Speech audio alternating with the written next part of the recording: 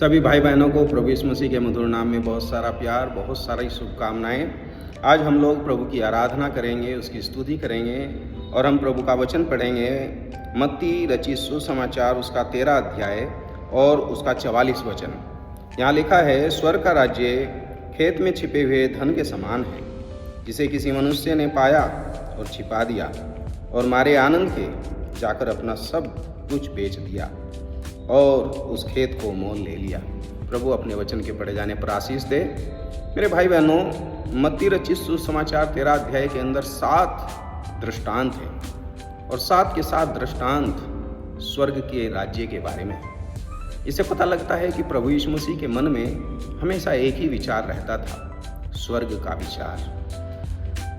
मनुष्य की फितरत है, वो सिर्फ धरती के विचार रखता है, लेकिन अपनी बातें समझाने के लिए हमेशा प्रभु यीशु मसीह दृष्टांतों का इस्तेमाल करते हैं। और यहाँ बाइबल में हम देखते हैं, यहाँ प्रभु यीशु मसीह बता रहे हैं कि स्वर्ग का राज्य खेत में छिपे हुए धन के समान है, जिसे किसी मनुष्य ने पाया और छिपा दिया और मारे आनंद के अपना सब कुछ बेच दिया और खेत मोल ले लिया। मेरे भाई बहनों, यहाँ आप देखिए कि ये खजाना, ये धन, ये क्या कर रहा है? इसने कुछ नहीं किया। यहां हम देखते हैं कि कोई है जिसने खरीद लिया, कोई है जिसने अपना सब कुछ बेच दिया, छोड़ दिया, त्याग दिया। कोई है जो इस धन से, इस खजाने से बड़ा प्यार करता है और मैं वही आपके साथ बांटना चाहता हूं। यहां जो धन है उसके ऊपर किसी की नज़र है।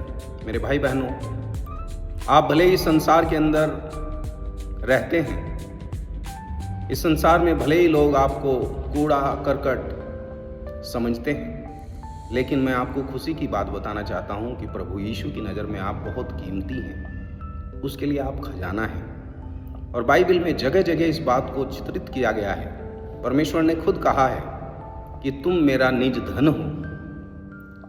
धन का मतलब यहाँ रुपए पैसे से नहीं है, धन का मतलब यहाँ एक खजाने से है। मेरे भाई बहनों, ये जो खजाना है ये कहाँ छिपा है? मैं आपको बताना चाहता हूँ, ये धरती में है, ये पृथ्वी पर है, ये भूमि में है, ये खेत में है। ये भूमि कैसी है? बाइबल उत्पत्ति 3 अध्याय साफ बताती है।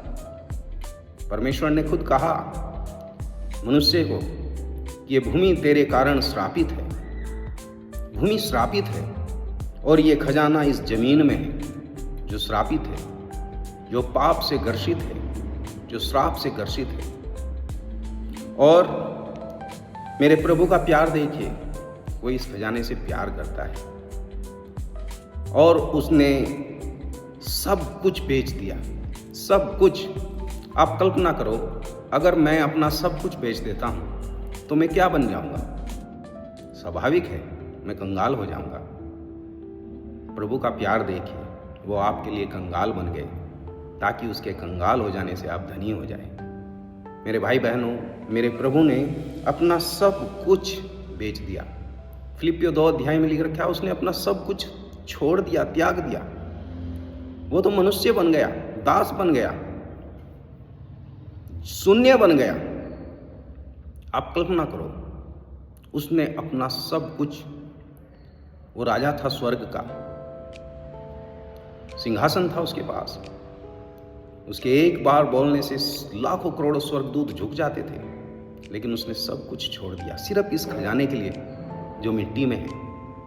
मेरे भाई बहनों, ये परमेश्वर का प्यार है, ये प्रभु यीशु का प्यार है। आप और मेरी, हम तो उस मिट्टी में खोए हुए थे, श्रापित भूमि में, और जब उसने उसे देखा तो मारे आनंद के सब कुछ दे दिया। देखो, जब मैं पढ़ रहा था तो मैं आपके साथ एक वचन पढ़ूंगा, इब्रानियों 12 अध्याय 2 वचन। और विश्वास के कर्ता और सिद्ध करने वाले यीशु की ओर ताकते रहें, जिसने उस आनंद के लिए जो उसके आगे धरा था, लज्जा की कुछ चिंता न की और क्रूस का दुख सहा और परमेश्वर के सिंहासन की ओर दाहिनी ओर जा बैठा। मारे आनंद के जो उस आनंद के लिए जो उसके सामने धरा था, क्रूस का दुख, क्रूस की लज्जा भी सहन की।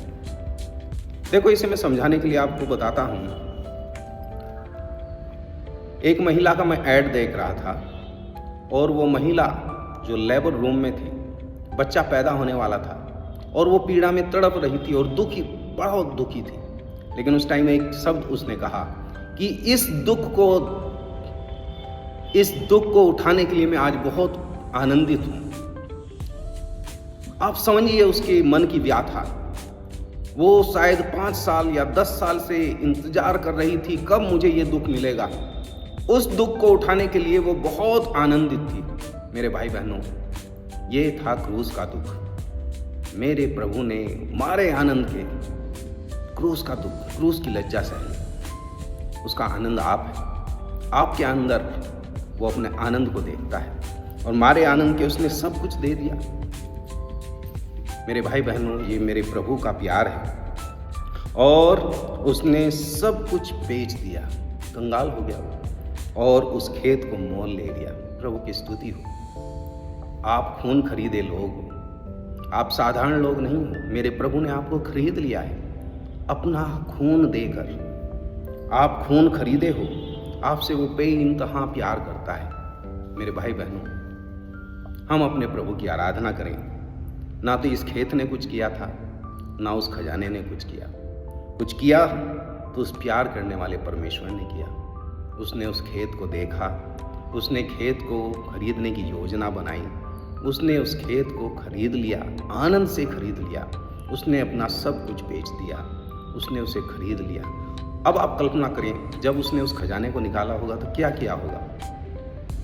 वो मिट्टी में था, मिट्टी में से निकालकर उसने उसकी सफाई की होगी, उसे साफ किया होगा। आप और मैं जो पापमय जीवन में थे, शरीर में थे, संसार में थे, मेरे प्रभु यीशु ने आपके और मेरे साथ ऐसा ही किया। उसने अपने लहू से हमें धोया, अपने लहू से खरीदा, अपने सत्य वचन के द्वारा हमें धोया, अपनी आत्मा के द्वारा हमें धोया।